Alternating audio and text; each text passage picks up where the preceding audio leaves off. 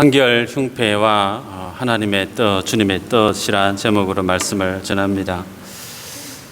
코로나19가 다시금 기세를 떨치는 것 같아요. 어려운 이 시기를 많은 자영업자들은 가게 문을 닫거나 폐업을 하는 그런 과정에 있음을 우리가 다 잘 알고 있습니다. 한 통계 자료를 찾아봤습니다. 생계형 범죄율, 삶이 힘들어서 부득이 범죄를 저지르게 되는 생계형 범죄율이 작년에 비해서 올해 17만 525건, 대략 작년에 비해 약 한 6% 정도 증가했다라는 통계를 본 적이 있습니다. 너무나 힘든 과정을 겪고 있다라고 하는 사실을 반증하는 모습이 아닌가 싶어요. 이런 힘든 시기를 특별히 믿음의 사람들, 우리들은 어떻게 이 과정들을, 이 힘든 시간을 버티고 이겨낼 수 있을까? 힘들고 어려울수록 그 사람들에게 힘이 되고 능력이 되는 것은 무엇보다도 희망 그리고 소망이 아닌가 싶어요. 그래서 오늘이 비록 힘들지만 내일은 오늘보다 나은 새 날이 올 것이야 라고 하는 확실한 근거를 붙들고 살아가는 사람은 비록 오늘이 힘들고 고단하고 어려워도 쉬 꺾이지 않고 주어진 그 삶의 자리를 벗어나지 않고 버티고 이겨낼 수 있죠. 반면에 오늘이 너무 힘든데 그럼에도 불구하고 다가올 내일도 여전히 나아질, 개선될 그런 기미가, 근거가 전혀 보이지 않을 때 사람들은 희망을 놓게 되죠. 소망의 끈을 놓게 되죠. 그러면서 세상의 세파에 쉬 꺾이고 마는 모습들을 우리들은 종종 보게 됩니다. 코로나19가 많은 삶의 구조들, 모습들을 바꾸고 있는데 특별히 그 중에 믿음의 사람들에게 있어서 유익을 주는 한 가지가 있다면 그게 뭐냐면 너무나 변화무쌍하고 불안한 이 시간을 사는 성도에게 있어서 삶의 근거와 삶의 희망을 어디에 집중하게 할까요? 하나님께 집중하게 한다는 거예요. 하나님께만 내 삶의 목적을 두고 삶의 소망을 두고 하나님께만 삶의 희망을 갖게 하는 것이 때로는 코로나19가 믿음의 성도들에게 주는 유익이 아닌가 싶습니다. 그래서 하나님 앞에 믿음의 삶을 살아가는 성도가 그 하나님으로 인해서 견뎌내는 그 믿음을 연단받고 인내하는 훈련을 통과하게 되어진다면 하나님을 의지하고 살아가는 인생에게 다가오는 어떠한 모양의 시련도, 환경도, 그런 모든 여건도 다 이겨낼 수 있는 그런 추억거리가 되지 않겠나 생각을 가져봅니다. 특별히 오늘은 본문을 보면서 고난의 순간을 경험하고 살아가는 성도에게 있어서 힘이 되는 것, 믿음의 성도가 세상을 살아갈 때 능력이 되고 소망이 되어지는 근거가 무엇인지를 발견하고 붙드는 시간이 되었으면 참 좋겠다 싶습니다. 특별히 오늘 본문을 보게 되면 등장하는 내용이 크게 두 가지가 등장을 해요. 하나는 제사장, 대제사장이 입는 에봇 위에 붙이게 되는 흉패에 대한 내용이 있고, 그리고 그 흉패 안에 넣게 되어졌던, 보관하게 했던 우림, 둠밈이라고 하는 이 두 가지 내용이 소개되고 있는데 순차적으로 보기를 원합니다. 그래서 첫 번째는 하나님께서 대제사장이 입게 될 에봇 안에 하나님이 만드셨던 흉패라고 하는 그것이 가진 의미가 뭔가, 그것이 지니고 있는 복음적 메시지가 뭔지를 발견하고, 두 번째로 우림, 둠빔이라고 하는 그것이 또한 우리에게 던져주는 복음적 교훈이 무엇인지를 순차적으로 보기를 원합니다. 우리들은 지난 시간에 대제사장이 입게 될 에봇에 대해서 살펴봤죠.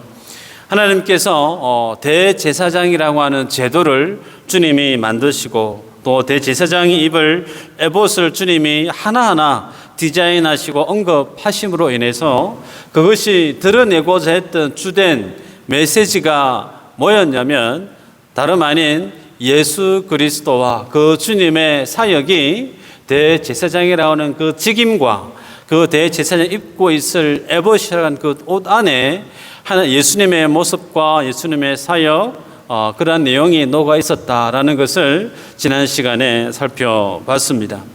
오늘은 그런 시간에 이어서 좀 더 깊이 있게 들어가는 과정이 아닌가 싶어요. 말씀을 보면 아론이 입게 될 대제사장이 입게 될 그 에봇 위에 오늘 하나님께서 흉패를 제작해서 붙이라 그렇게 말씀하는 걸 보게 되는데 특별히 어떻게 붙이느냐면 떨어지지 않도록 견고하게 흉패를 그 에봇에 부착할 것을 명하는 걸 보게 됩니다. 15절에 우리가 읽었지만 보게 되면 그 흉패를 어떤 흉패라고 하죠? 판결 흉패라고 되어 있죠. 왜 하나님이 가슴 앞에 붙이게 되어지는 그 흉패를 판결 흉패라고 말씀하시는지 차후에 보겠고요. 또 그 판결 흉패를 짜는 방식도 에봇을 짰던 방식과 동일하게 주님이 언급하는 걸 보게 됩니다. 금실, 청색, 자색, 홍색, 실, 가늘게 꼰 배실로 견고하게 짜라 그렇게 말씀하는 걸 보게 되죠. 그래서 주보에 보면 그림이 희미하게 있지만 대제사장이 입고 있는 정면 가슴판에 있는 이 판결 흉패의 크기가 대략 한 반 규빗 정도 돼요. 반 규빗은 한 20에서 23cm 정도 됩니다. 그 정도의 판결 흉패를 만들라 그러시고 그 앞에는 네 줄로 보석 12개를 견고하게 금태를 만들어서 그 금태에 보석 12개를 물림으로 인해서 견고하게 흉패를 만들어라 그렇게 언급하는 것을 보게 됩니다. 그리고 그 보석에는 이스라엘의 12지파들의 이름이 마치 도장을 파는 것처럼 그렇게 보석에다가 이름을 새길 것을 명하는 걸 볼 수가 있죠.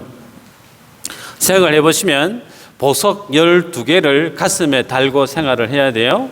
그 무게가 적지 않을 겁니다. 때문에 그 보석 12개를 붙여서 생활할 수 있을 정도로 움직여도 그것이 떨어지지 않도록 견고하게 에봇에 붙이게 하는 것을 볼 수가 있습니다.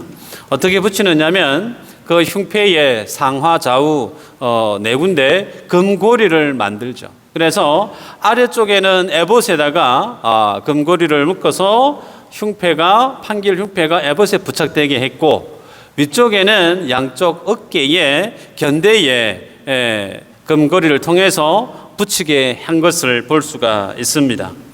17절부터 보면 이 판결 흉패라고 하는 12개의 보석의 이름이 쭉 열거되어지는데 정확하게는 이 보석들이 어떤 보석인지 명확하게 규명된 자료들이 없어요.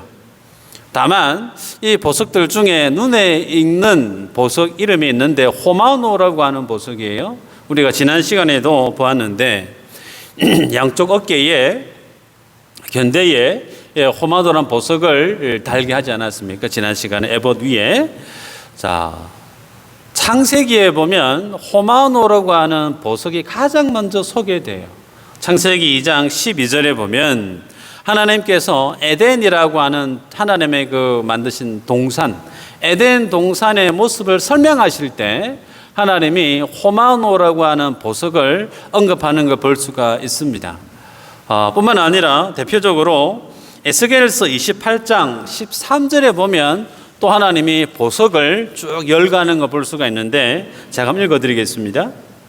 네가 옛적에 하나님의 동산 에덴에 있어서 각종 보석 곧 홍보석과 황보석과 금강석과 황옥과 홍마노와 창옥과 청보석과 남보석과 홍옥과 황금으로 단장하였으며 네가 지음을 받던 날에 너를 위하여 소구와 비파가 예비되었었도다. 무슨 내용인지는 잘 모르시겠죠. 중요한 것은 하나님이 보석을 쭉 열거하고 있는데 그 열거하기 전에 무엇으로 시작하느냐면 네가 옛적에 하나님의 동산에 있어서라는 표현이 있어요. 하나님이 만드셨던 에덴 동산을 설명할 때 주님이 뭘 차용하느냐면 보석들을 쭉 소개하는 걸 볼 수가 있어요. 자, 또 한번 볼까요? 요한계시록 21장 19절 20절에 보면 예수님께서 임재하시고 다시금 완성해 가실 새 하늘 새 땅에 대한 모습을 하나님이 쭉 설명하실 때도 동일하게 하나님이 뭘 소개할까요? 보석들을 쭉 열거해요. 자, 그렇다면 성경에서 하나님께서 보석을 언급하실 때 그 주된 공통된 주제는 뭘까요? 창세기 2장 12절에 호마노 보석이 소개되어지면서 에덴에 대한 설명을 하시죠. 에스겔 말씀도 동일합니다. 요한계시록 말씀도 비슷한 맥락이에요. 하나님께서 만드셨던 완전했던 에덴의 그 모습을 설명할 때 더욱이 예수 그리스도를 통해서 다시금 완성하실 새하늘 새 땅에 대한 하나님의 완전한 재창조에 대한 내용을 언급하실 때 하나님께서 보석을 가지고 와서 그 하나님의 새롭게 만들 새하늘 새 땅에 대한 영광을 이렇게 보석으로 설명하는 것을 볼 수가 있습니다. 이것은 누가 보더라도 이 보석을 통해서 보게 될 예수님으로 인해 완성될 하나님의 나라의 모습을 충분히 예견할 수 있겠죠. 자, 때문에 지난주에 보았듯이 제사장이 에봇을 착용하게 되어질 때 양쪽 어깨에 호마노로 하는 보석이 있었지만 또 오늘 본문에 보게 되어지는 판결 흉패를 보게 되는데 그렇다면 제사장이 입는 옷 중에서 가장 최고 중심, 가장 최고의 가치라고 할 수 있는 것은 뭘까요? 당연히 가치로 계산해 보면 보석 12개가 떡하니 정면에 붙어 있는 판결 흉패가 가지고 있는 가치가 가장 크죠. 그러면서 하나님께서 그 12개의 보석을 항상 붙여서 아론이 하나님의 성소를 들면서 그것을 가지고 주님 앞에 어떻게 명하시느냐면 읽었던 본문 29절에 보면 하나님 앞에 뭐가 되게 하라고 하느냐면 기념이 되게 하라 그렇게 언급하는 걸 보게 됩니다. 여러분 왜 하나님께서 가슴판 정면에 보석 12개 판결 흉패라고 하시면서 그 보석을 가슴에 붙이게 하시고 또 그 보석들에게 하나하나씩 이름을 새기게 하시고 그것을 주님이 임재하시는 성소 지성소에 아론 대제사장이 드나들 때 반드시 항상 그것을 가슴에 붙여서 하나님 앞에 기념이 되게 하라라고 말씀을 하실까? 왜 하나님께서 가슴에 붙여 있는 그 판결 흉패를 그렇게 중요하게 강조하시면서 언급하시는 의도가 뭘까 찾아봐야 되겠죠. 여러분 우리는 기념하라라고 하는 이 말씀을 보게 되면 통상적으로 기념하다라고 할 때 기념은 과거 시간의 어떤 특정한 사건, 어떤 일을 추억하게 됩니다.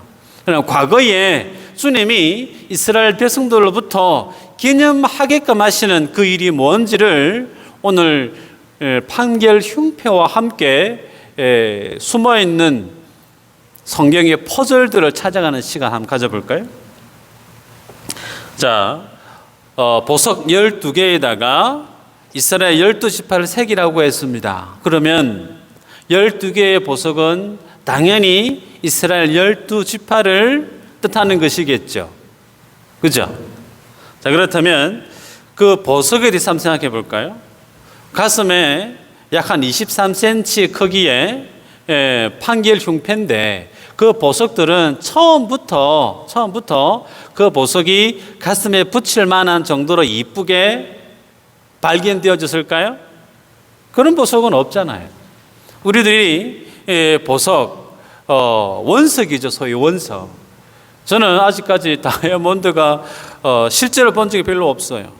근데 큰 다이아몬드를 예를 들어서 어느 분이 이게 다이아몬드라고 가져올 때 다이아몬드에 대해서 아는 지식이 없는 사람은 그것이 특별하긴 하겠지만 그것이 다이아몬드인지 일반 빛나는 돌멩이인지 그닥 잘 분별하기 쉽지 않을 수가 있습니다. 그래서 빛나는 보석으로 재창조되어지기 위해서는 아주 기술이 뛰어난 세공업자를 만나야 되겠죠. 그래서 아주 예리하게 빛을 투과했을 때 가장 찬란한 빛을 내게 하는 각도에 맞춰서 커팅이 되어야 되겠죠. 그런 세공의 과정을 거쳤을 때 가장 빛나고 정말 최고의 가치를 지닌 보석으로 다시금 태어나지 않겠습니까? 자, 그와 같은 개념으로 볼 때 오늘 보석에 대한 내용을 이스라엘로 한번 대입해서 생각해 볼 필요가 있습니다. 이전에 하나님께서 이스라엘 백성들을 출애굽 시키실 때 출애굽에 대한 목적을 언급하신 적이 있어요. 출애굽기 19장 읽었던 본문의 5절에 보면 하나님 이렇게 말씀합니다. 세계가 다 내게 속하였나니 너희가 내 말을 잘 듣고 내 언약을 지키면 너희는 모든 민족 중에서 내 소유가 되겠고 너희가 내게 대하여 제사장 나라가 되며 거룩한 백성이 되리라 라고 주님이 출애굽을 시키시는 목적을 이렇게 언급했던 내용을 우리는 보았죠. 여기에서 우리가 눈여겨봐야 될 표현이 있는데 너희가 내 언약을 잘 지키면 너희가 내 소유가 되겠고 라고 하는 말씀이 있어요. 소유. 이 소유라고 하는 말은 세귤라라고 하는 말인데 무슨 뜻이라고 했던가요? 숨겨 놓았던 꼭꼭 보관해 놓았던 보배라고 하는 뜻이 우리 성경에는 소유라고 하는 표현으로 드러나고 있습니다.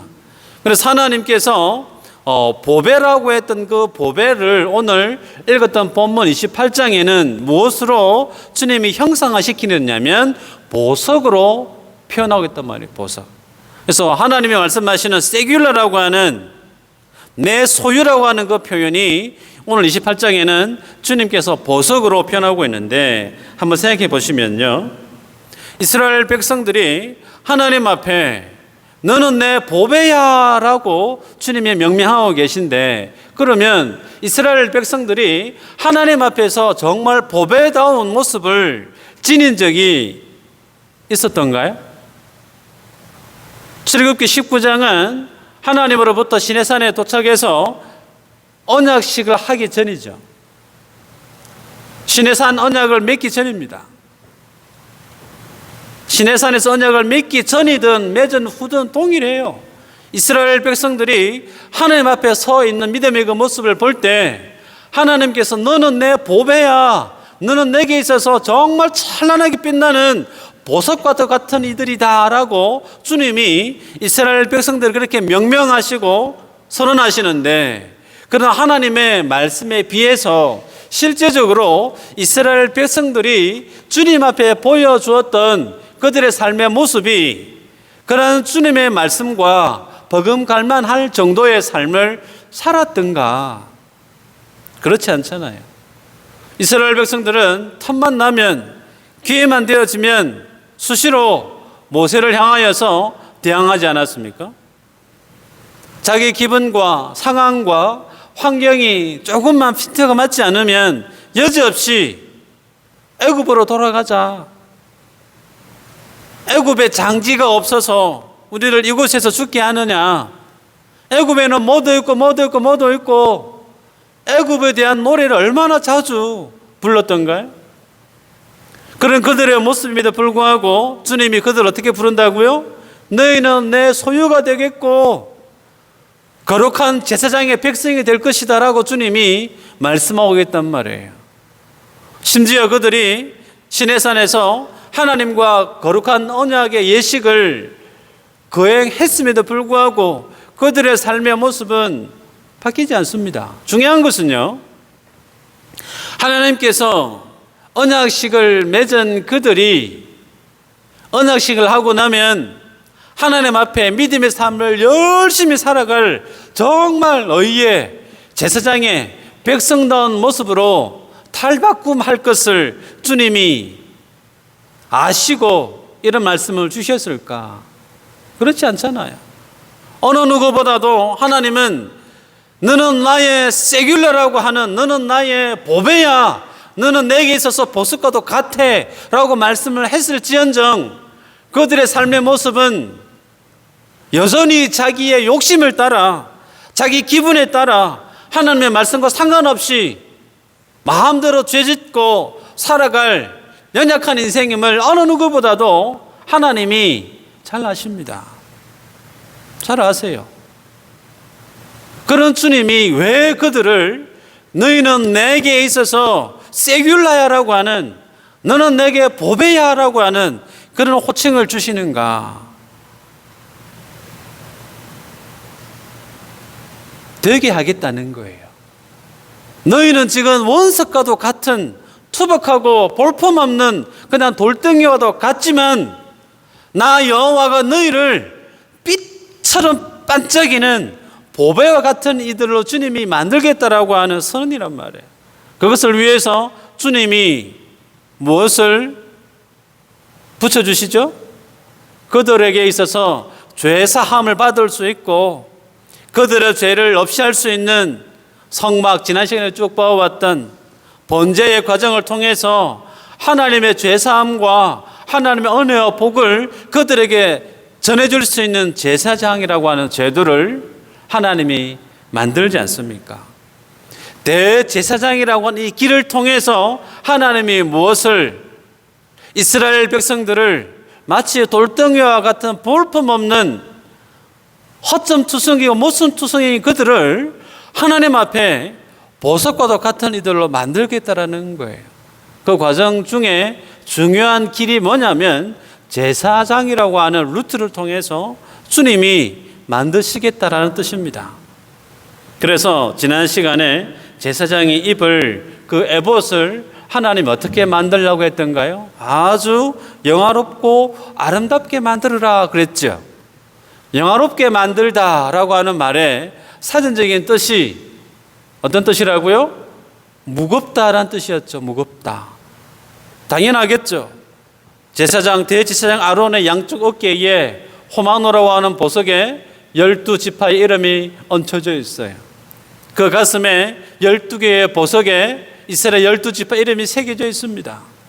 수시로 하나님 앞에 범죄하고 살아가는 그들을 대제사장 아론이 가슴과 어깨에 짊어지고 주님 앞에 나아가서 그들의 죄를 고해야 되는 그런 아론의 입장이 좋기 무겁지 않겠냐는 거예요. 여러분, 우리가 지난 시간에 보았듯이 이러한 과정들은 종국에는 무엇에 대한 예표이고 무엇에 대한 모형이라고요? 예수 그리스도의 오심과 십자가의 사건으로 완성될 그 하나님의 복음에 대한 모형이요 그림자다, 그렇게 말씀하지 않았습니까? 때문에 생각해 보시면 아론이 입고 있는 에봇으로 그 양쪽 어깨와 가슴판에 있는 판결 흉패를 통해서 하나님의 계시, 하나님의 임재하시는 성소와 지성소로 드나드는 그 모습은 무엇과 오버랩되어지느냐면 예수님의 어깨 위에 올려져 있는 하나님의 백성들이에요. 예수님의 가슴에 담겨져 있는 하나님의 구속하셔야 될 백성들의 그 모습을 주님이 품고 하나님이 계시는 곳으로 나아가시는 그 모습을 우리는 오늘 이 본문을 통해서 충분히 연상할 수가 있습니다. 그러기에 그 보석들이 판결 형패라고 하는 그 보석을 입고 주님이 계시는 성소 안으로 드나드는 그 모습이 하나님 앞에 기념이 될 수 있는 근거는 그 보석이 어디에 있기 때문에요? 예수님 가슴 속에 있기 때문에.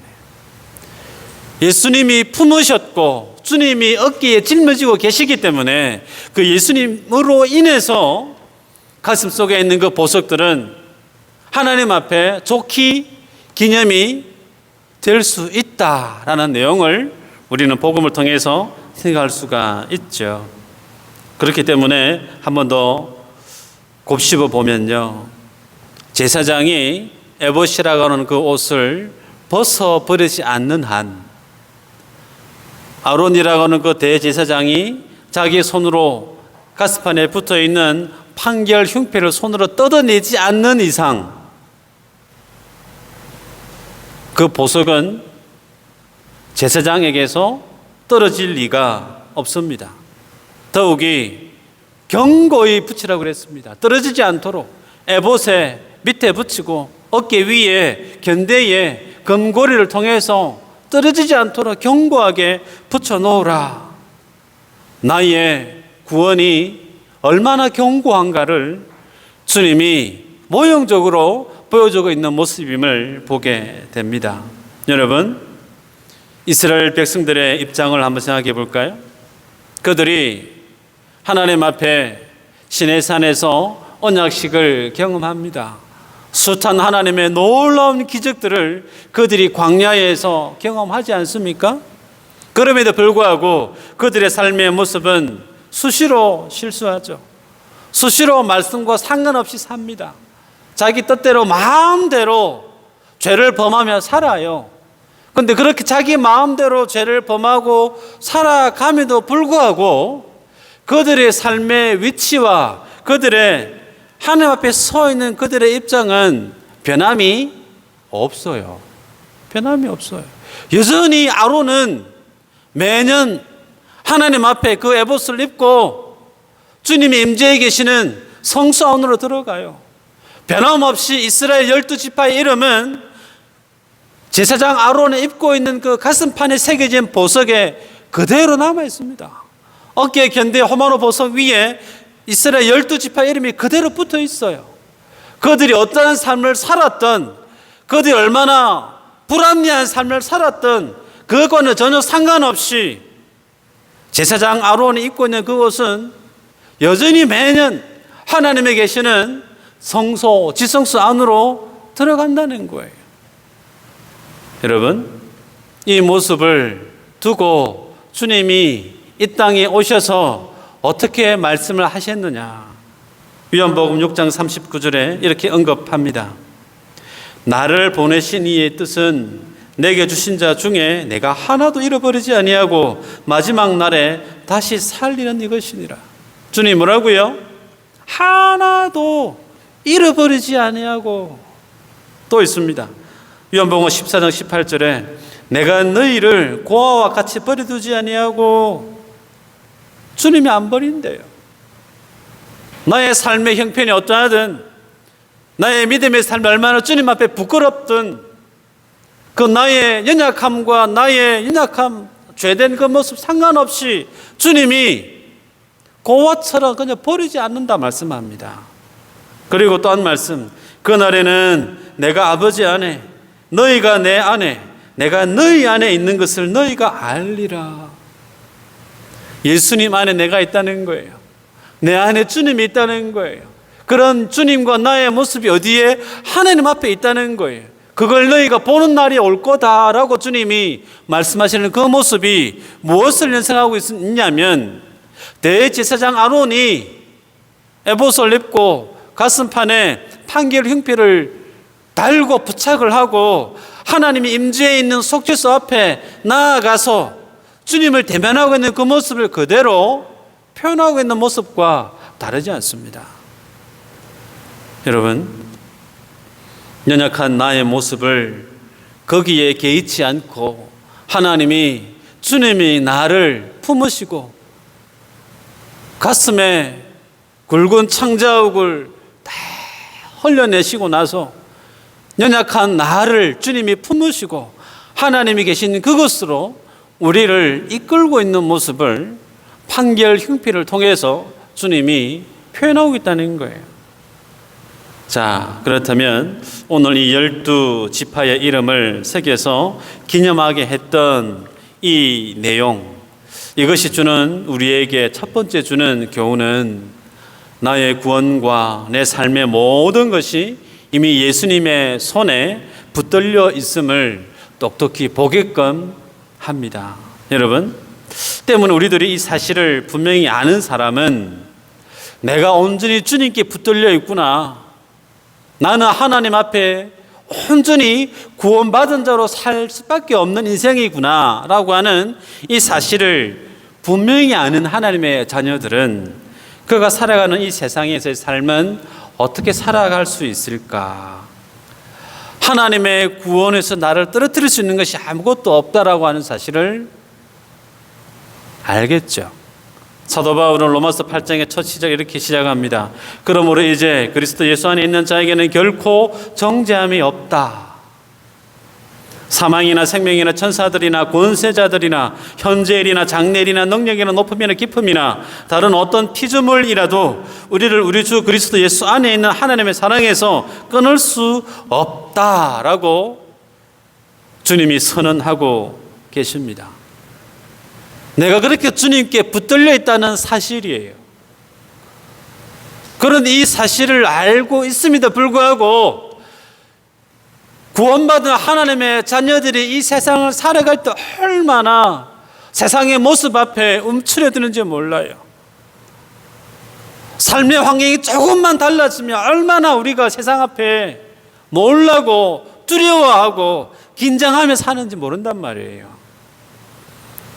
그런 삶을 사는 인생이기 때문에 사도 바울이 성도의 삶을 위해서 뭐라고 권면하냐면 데살로니가 전서 5장 16절에 이렇게 권면합니다. 항상 기뻐하라. 쉬지 말고 기도하라. 범사에 감사하라. 이것이 그리스도 예수 안에 너희를 향하신 하나님의 뜻이다. 여러분, 데살로니가 교인들, 초대교회 교인들에게 있어서 항상 기뻐해야 될 일이 뭐였을까요? 항상 감사해야 될 일이 뭐였을까요? 왜 쉬지 말고 기도하라고 말씀을 할까요? 출세가 보장되어 있는 사회 환경이 아닙니다. 오늘 예배하다가 내일 붙들려 가서 단두대의 형장 이슬로 사라져도 별 이상하지 않을 그런 핍박이 있고 고난이 있는 삶을 살았던 그들에게 있어서 항상 기뻐해야 될 게 뭘까요? 우리들은 세상을 살아갈 때 기뻐할 일이 있어야 기뻐하지, 감사할 일이 있어야 감사하지라고 쉽게 생각하죠. 사도 바울이 데살로니가 교인들에게 항상 기뻐해라 감사해라 말할 수 있었던 근거는 세상의 모습과 관련 있는 것이 아니라 너희가 그리스도 예수 안에 있는 인생임을 너희가 알 때 삶의 환경이 어떠하든 너희는 기뻐할 수밖에 없다라는 거예요. 너희가 그리스도 예수 안에 있는 구원받은 자이기 때문에 삶의 환경이 어떠하든 너희는 하나님의 생명책에 너희의 이름이 기록되어 있는 것을 너희가 알기 때문에 뭐하라? 감사할 수밖에 없다는 거예요. 성도의 삶의 기쁨과 감사의 근거가 삶의 중심이 이 세상에 소유에 있거나 이 세상의 잘됨에 묶여져 버리게 되어지면 하나님 안에 있는 나의 모습으로 기뻐하기보다 내가 잘 돼야 기쁘단 말이에요. 내가 뭔가를 가져야 감사하단 말이에요. 그런 삶의 패턴으로 바뀌어져 버리게 되어지면 감사하기 힘들어집니다. 기뻐할 수가 없어요. 그래서 왜 쉬지 말고 기도하라는 걸까요?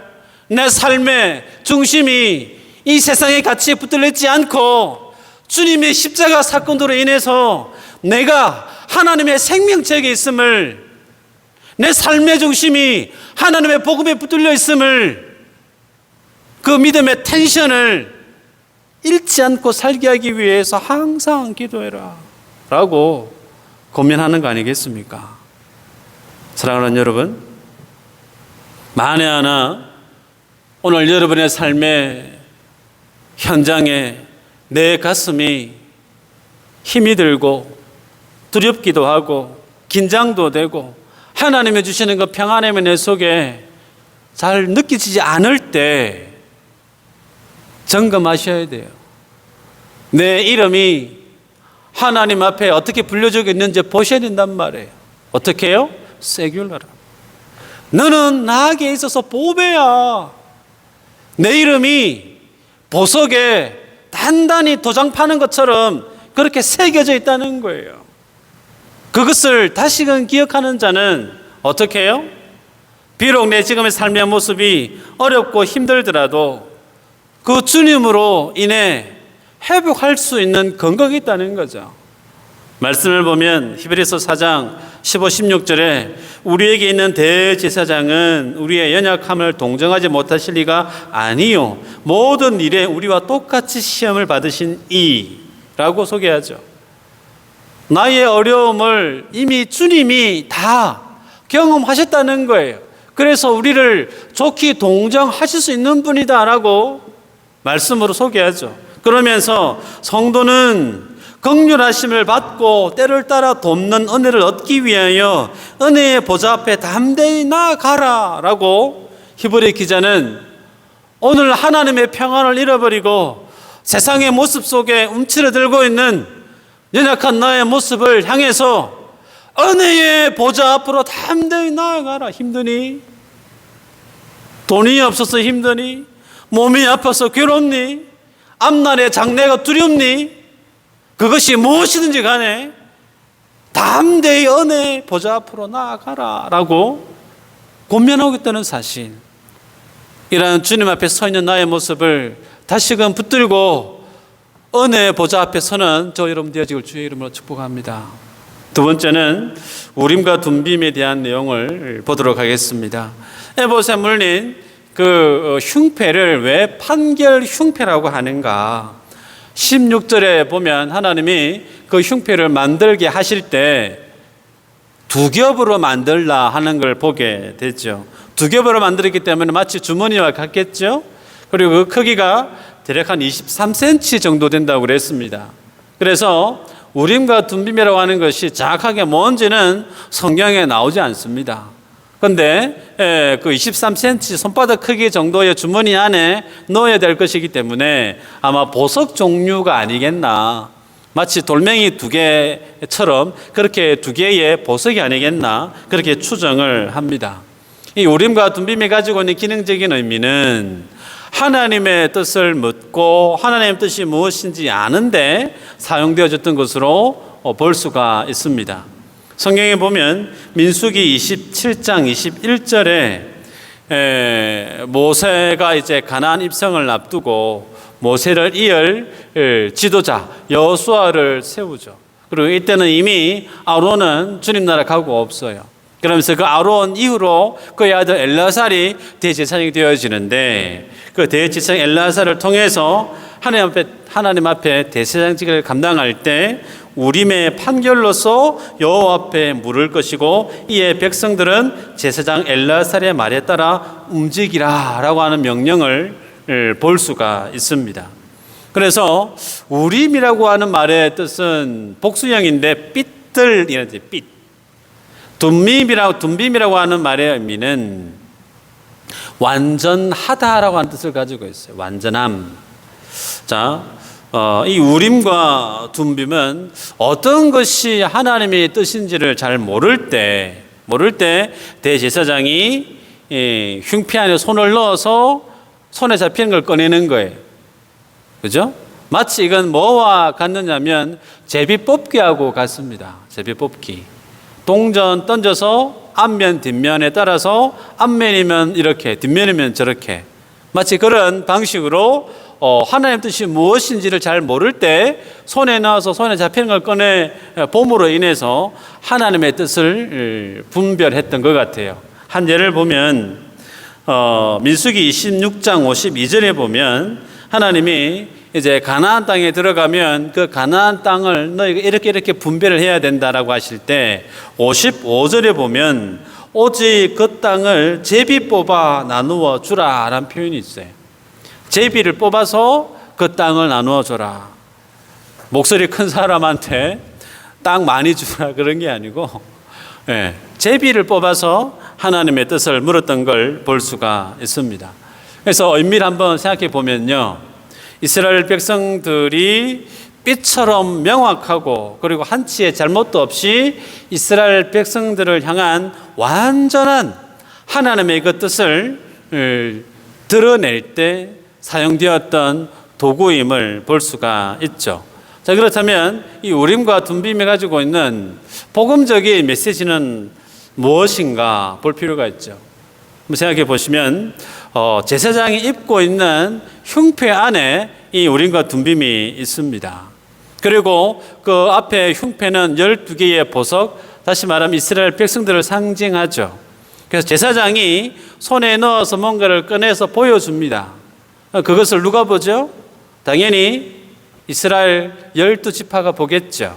다시 얘기하면 제사장을 통한 하나님의 뜻을 하나님의 자녀들에게 빛처럼 어느 누구도 설마 그게 맞을까 의심할 필요가 없을 정도로 완전한, 부인할 수 없는, 확신할 수밖에 없는 확실한 하나님의 뜻을 전하는 의미임을 보게 되는데, 이 우림과 둠빔이라고 하는 이 히브리 말을 보면 재밌어요. 히브리어의 첫 시작이 우림으로 시작되어지고 마지막 끝 글자가 둠빔으로 끝이 나요. 그래서 학자들은 이 우림과 둠빔이 무엇을 지칭할까 연구하면서 나름 해석하는 게 뭐냐면, 처음과 끝이 히브리어의 처음과 끝이 우림과 둠빔으로 드러나는데, 마치 예수님이 이 알파와 오메가다, 처음과 나중이다 라고 했던 그 말씀을 통해서 이 우림과 둠빔이 다름 아닌 예수님을 뜻하는 것이 아닌가라고 해석적 견해가 있습니다. 저도 그 견해가 맞다라고 저는 개인적으로 인정을 해요. 왜 그러냐 말씀을 보면요, 예수님이 요한복음 8장 12절에 직접 밝히시죠. 나는 세상의 빛이니 나를 따르는 자는 어둠에 다니지 아니하고 생명의 빛을 얻으리라. 사도 요한은 요한일서 1장 5절에서 하나님이 뭐라고요? 하나님은 빛이시라 라고 정확하게 예수님이 빛이다, 예수님이 우림이다 라고 밝히고 있죠. 둠빔은 어떠한가? 베드로전서 1장 19절에 험없고 점 없는 어린 양으로 예수님을 표현해요. 예수님이 험도 점도 없는 완전한 분이다라는 걸 드러내죠. 또 예수님이 하신 말씀 중에 요한복음 8장 29절에 나는 항상 그가 기뻐하시는 일을 행하느니라. 사람이 태어나서 하나님이 기뻐하시는 일을 간혹 할 수 있습니다. 그러나 항상 할 수 있느냐? 그럴 수 없죠. 그런데 예수님은 항상 언제나 하나님이 기뻐하시는 일만 하셨다라는 거예요. 그걸 뭘 뜻하냐면 예수님은 죄가 없다는 거죠. 예수님은 완전하시다는 거죠. 그래서 우림과 둠빔이 곧 예수님을 드러내고 있음을 보게 됩니다. 자, 그렇다면 이 우림과 둠빔이 이 빛과 완전함을 지칭한다고 했는데, 그 예수님의 빛과 예수님의 그 완전함은 무엇을 의미하는가? 여러분, 빛은요, 무언가를 보지 못할 때 보게 하는 가장 필요한 요소죠. 빛이 있어야만이 내 눈앞에 뭐가 있는지를 분별할 수가 있죠. 그러면 그 빛이 뭘 보게 했을까? 다름 아닌 진리입니다. 예수님을 통해서 주님이 드러내셨던 가장 확실한 진리임을 보게 돼요. 주님이 요한복음 1장 17절에 종종 말씀드렸지만 율법은 모세를 통해 주어진 것이나 은혜와 진리는 예수 그리스도로 말미암았다라고 사도 요한이 밝히고 있죠. 율법은 모세로 인해서 주어졌지만 은혜와 진리는 예수 그리스도를 통해서 주어졌다. 다시 얘기하면 빛이 드러내고자 한 것이 뭐였느냐면 구원을 입게 되어지는 하나님의 진리, 그 진리를 보게 하시는 예수님의 사역이 빛으로 드러나고 있다는 거예요. 그러면 둠빔이라고 하는 완전함이라는 것은 뭘까요? 그 완전함이라고 하는 것은 예수님의 은혜를 상징하는 겁니다. 하나님의 능력으로 천지 만물이 만들어졌지만 이것보다 더욱더 확실한 것은 하나님께 근거한 뭐예요? 하나님의 은혜라는 거예요. 그래서 구원받은 성도가 세상을 살아가는 삶의 로드맵은 어디에 있느냐면 하나님의 진리 위에 걸어가야 된다는 거예요. 하나님이 만드신 그 진리를 삶의 길로 붙들고 살아가야 된다는 거죠. 그런데 그 삶을 살아가게 만드는 원동력이 뭐냐면 하나님으로부터 계속해서 공급되어지는 그 하나님의 은혜에 있다라는 겁니다. 여러분, 때문에 우리들은 이 하나님의 뜻을 찾기 위해서 어떻게 해야 될까요? 우림과 둔빔을 다시금 찾아서 제비뽑기를 해야 될까요? 그러지 않죠. 예수님을 통해서 다 성취되었단 말입니다. 정리해 보면 나의 필요나 나의 문제 해결을 위해서 우리들은 주님 앞에 나오지만 그 가운데 주님이 우림과 둔빔을 이스라엘 백성들에게 허락한 이유는 그들을 향한 하나님의 뜻을 알기 위해서 주어진 거죠. 내 욕심과 내 바램을 성취하기 위해서 하나님의 뜻이 뭐죠라고 묻는 것보다 나의 욕심이나 나의 바램을 제외하고 원천적인 하나님의 뜻이 어디에 있는가를 알기 위해서 주어졌다라고 하는 사실을 유념할 필요가 있어요. 간혹 제가 성도님들과 만나서 교제하다 보면 기도 부탁을 받을 때가 있습니다. 자녀 입시 문제에 대해서, 사업에 대해서, 혹은 이사를 가야 되는데 이사를 어떻게 해야 될지 목사님 기도해 주세요 라고 기도 부탁을 받을 때가 있습니다. 당연히 성도가 하나님께서 나를 향해 갖고 계시는 그 하나님의 계획, 그 하나님의 뜻에 따라 살아가는 중요하겠죠. 그래서 그것을 알기 위해서 기도하는 거 정말 이쁜 마음이 아닐 수가 없습니다. 당연히 기도합니다. 그런데 기도하는 것만큼 중요한 것이 뭐냐면 자녀의 입시에 대해서 진로에 대해서 기도해 주십시오. 기도하지만 그것과 버금가는 것은 자녀의 실력과 자녀의 적성과 그것을 지도해 줄 수 있는 입시 상담하시는 선생님 찾아가서 깊이 있게 자주 만나서 얘기하는 것이 필요하겠죠. 어디다가 집을 사야 될지, 이사를 언제 해야 될지 잘 모르시겠다. 하나님의 은혜가 필요하다. 물론 인정합니다. 그러나 그것과 동시에 뭘 병행해야 되느냐면 부동산 시장에 대해서 잘 아시는 분, 도시가 어떻게 발전해가고 어떻게 전망이 좋은지 나는 잘 모르지만 그쪽에 전문 지식이 있는 분에게 가서 지식과 정보를 얻는 것이 훨씬 더 중요하지 않을까요? 무슨 얘기냐면 성도로 구원받아 우리가 이 땅을 살아갈 때 늘 우리는 하나님의 뜻을 중요하게 여깁니다. 그렇죠? 근데 그 하나님의 뜻을 알고 살아감에 있어서 가장 큰 장애물이 뭐냐면 내 욕심이라는 거예요. 내 욕심.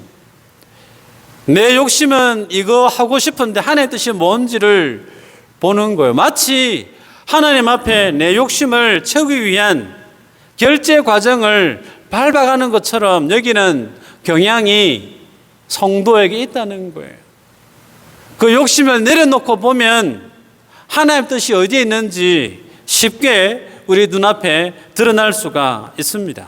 여러분, 점 치러 가는 사람이 있습니다. 믿지 않는 사람들, 세상 사람들은 점집에 가요. 저 도사가 용하다라고 해서 소문을 듣고 가요.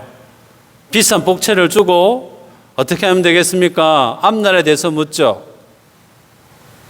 비슷한 맥락으로 유명한 목사님한테 가서 내가 내 자녀가 어떻게 앞으로 살아가게 될지 좀 기도 좀 해주세요. 예언 기도를 받으러 가시는 분이 있어요.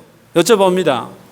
믿지 않는 사람의 점치러 가는 것과 믿는 사람이 예언 기도 받으러 가는 것 차이가 있습니까? 차이 없어요. 동일합니다.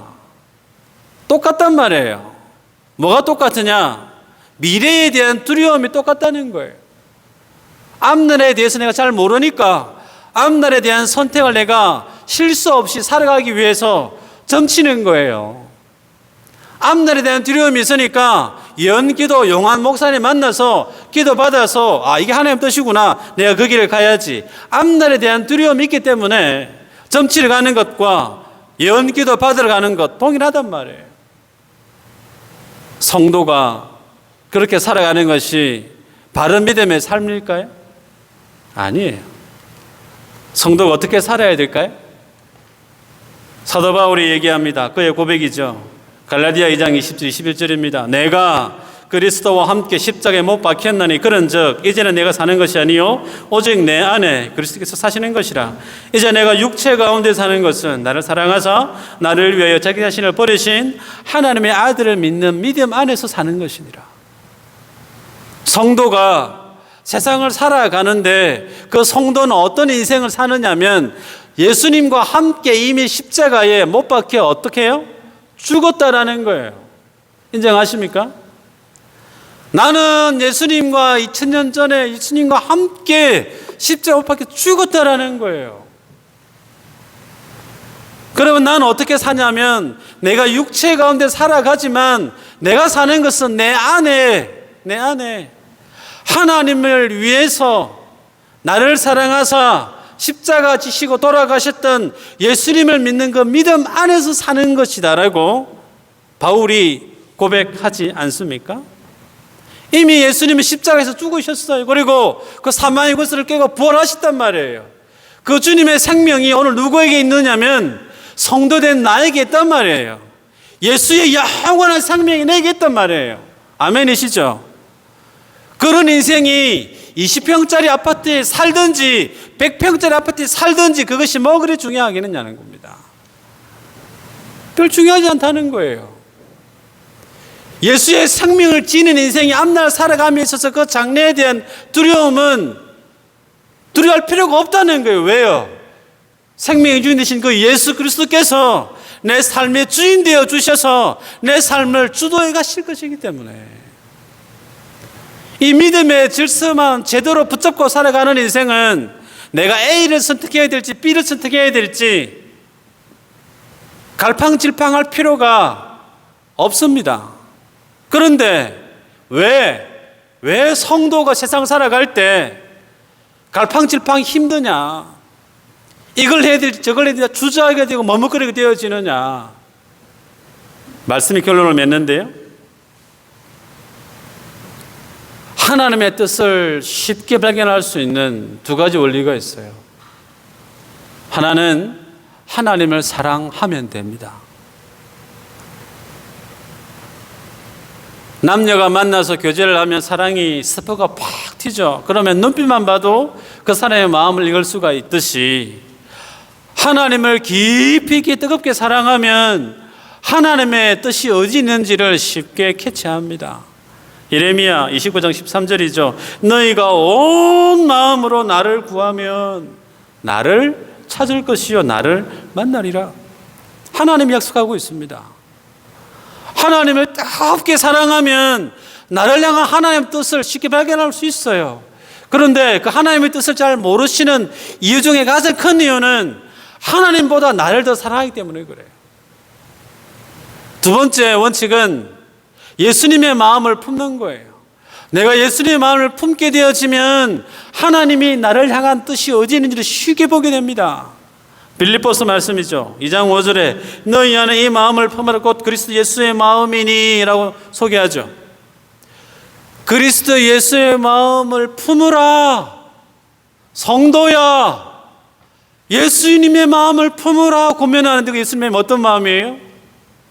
쭉 읽어 내려가시면 십자가에 죽기까지 복종한 마음이다라고 종교를 짓습니다. 왜 예수님이 십자가에 죽기까지 복종했느냐? 하나님을 사랑하기 때문에, 그 하나님을 성부 하나님을 사랑하기 때문에 영광의 보좌를 포기하고 십자가에 죽으시죠. 또 하나, 그 주님이 죽으심으로 인해서 살려내야 될 인생들을 사랑하시기 때문에 주님이 죽기까지 복종하시죠. 그래서 예수님이 그 마음을 품으라고 하는 것은 하나님을 나보다 사랑하는 마음이에요.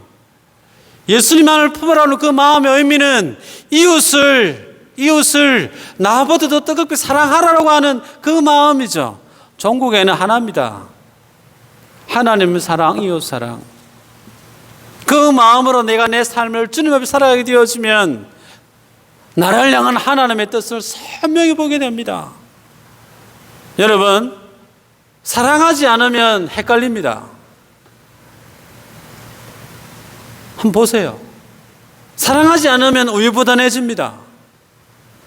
사랑하는 자식이 내 지갑에 사정보다 더 많은 것을 요구할 때가 있어요.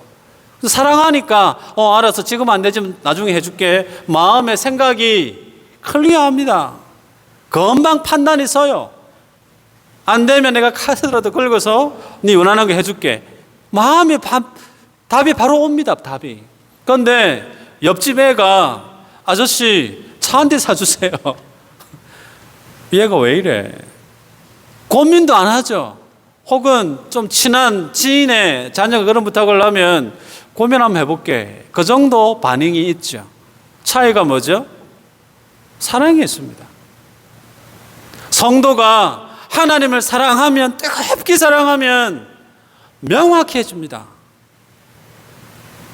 사람을 사랑해도 명확히 해주는데 하나님을 사랑하면 갈팡질팡할 필요가 없다는 거예요. 교회를 뜨겁게 사랑하면 교회에 대한 나의 믿음의 고백이 선명합니다. 애매하게 사랑하고 불확실하게 사랑하면 갈팡질팡 머뭇거리게 되는 거예요. 말씀을 맺습니다. 사랑하는 여러분, 오늘 주님이 하나님의 뜻을 구하는 원리에 대해서, 그리고 주님 앞에 서 있는 나의 모습에 대해서 보여줍니다. 너는 하나님께 있어서 보석이다. 너는 내게 있어서 세귤러다. 내 삶의 처지가 힘들고 어렵고 두렵고 긴장감에 너무 힘이 드나요? 그런 내 삶의 형편이라고 하면 내가 지금 어디에 물려 있는지 한번 보세요. 주님의 피 묻은 가슴에, 손에, 어깨에 내 자신이 있음을 기억하시고 은혜 보좌 앞에 담대히 나가시기를 축원합니다. 뿐만 아니라 하나님을 뜨겁게 사랑하면 나를 향한 하나님의 뜻을 선명히 볼 수 있습니다. 이 믿음의 원리 앞에 이 한 주도 하나님 앞에서 정말 보석처럼 빛처럼 살아가는 저 여러분 되어지기를 주의 이름으로 축복합니다.